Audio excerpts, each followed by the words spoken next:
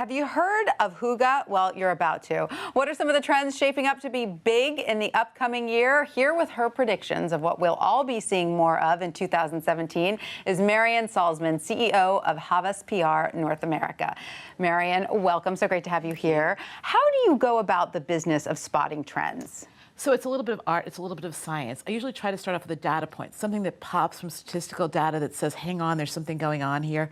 Sometimes you notice things, but I'm always very worried about the echo chamber. I'm always worried about living in the Volvo corridors and traveling the Volvo corridors. So we look for a statistical, something that's going to pop that says, hang on, changes in the air. Changes in the air. All right, let's start with something you've identified around gender. You say, on the one hand, women are more willing than ever to call men out on their sexist behavior, but that's only half of the story, right? But yeah, we're saying it's confused men and confusing women, because on one hand, you might want to be complimented on your appearance. On the other hand, how dare they compliment on my appearance to be complimenting my brain?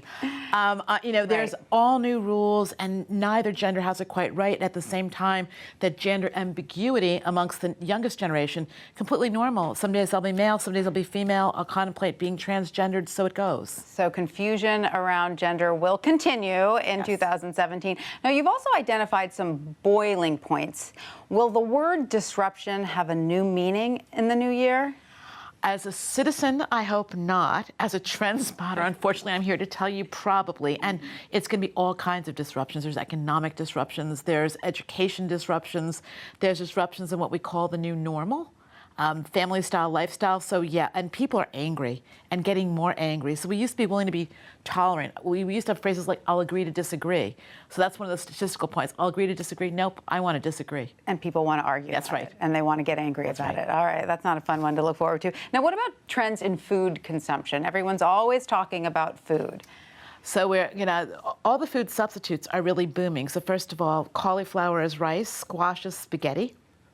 You're also seeing, last year it started a lot more burnt food. People who want the grill marks, they want to feel like, because it feels a little bit like that cozy fireplace. Right, and what about vegetarianism? Is that going to continue to grow? Absolutely. I mean, you're going to find the burger joints that don't serve burgers, but they have something that's just like it, really awesome tasting. So I think you're going to see the meatless Mondays are going to become meatless every days, but with meat-like substitutes. So bacon, that's not at all pork or chicken or turkey. It's just going to be artificially created with vegetables. If it tastes good, I'll eat it. Hip and cool is going to be able to say, I eat a plant-based diet. Right. More and more people are going to be bragging about their plant-based lifestyles. Well, it could be healthy. We'll see. We'll wait and see. Now, do you also sense a backlash coming against technology?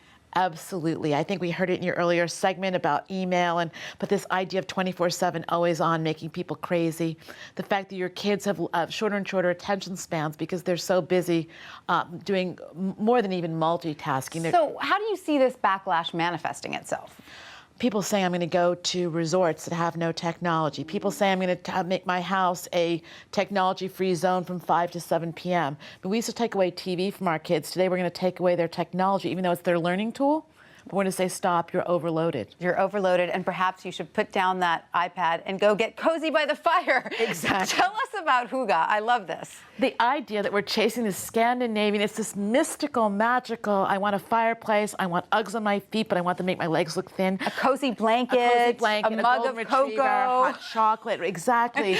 I've got the picture in my head, and I love it. I never knew there was a word for it. There is. I mean, there used to be a Dutch or German word, gezellig was the same idea.